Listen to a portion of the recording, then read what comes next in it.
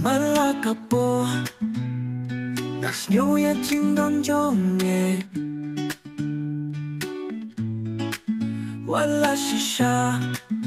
Ang laban yo'y ameko pa Kikamba meleha kajingim jonga Kisah kibat pin pao pa medon bad na Memju iye yang na Memju klet yang na Wat hapa nasip ma Medon ang katat na Ko pa Jing iye jing isne jong me Ha jing im na iyaw i Wala nga imtan ha jing kala Bes ngau jing mu jong na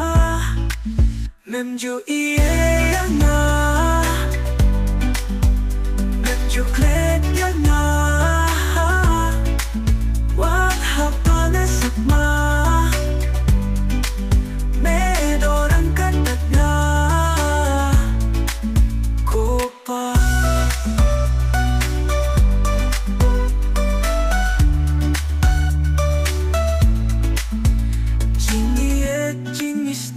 Jong me